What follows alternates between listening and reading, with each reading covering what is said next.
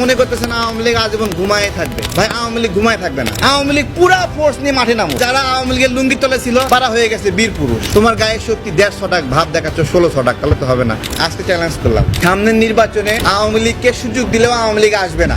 এই গণ অভ্যুত্থানের পরে যে রাজনৈতিক বন্দোবস্ত আপনারা দেখলেন, সব মিলে এক জায়গায় করতে পারবেন যে 100 জন আওয়ামী লীগ নেতা পদত্যাগ করছে, 100 জন পদত্যাগ করছে, কেউ দেখাতে পারবে?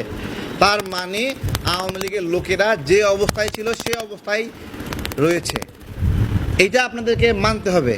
এবং এই মানুষগুলো খুব অল্প সংখ্যক দেশ ত্যাগ করছে, সব দেশেই আছে। খুব বড় বড় নেতারা জীবনের ঝুঁকিতে তারা এখান থেকে চলে গেছে।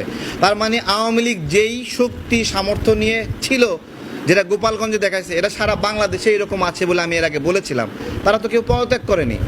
তো সেই জায়গা থেকে যারা মানে হলো এরকম একটা ভাব নিচ্ছেন যে অমুককে মানে আপনি বিশাল বড় তালেবর হয়ে গেছেন, তালেবর বলতেছি, ঠিক আছে, যারা নিজেদেরকে বিশাল বড় তালেবর মনে করতেছেন, বিএনপি যদি একটু গা ছাড়া দেয় তাহলে আপনাদের তালেবরই তালুক কিছু থাকবে না।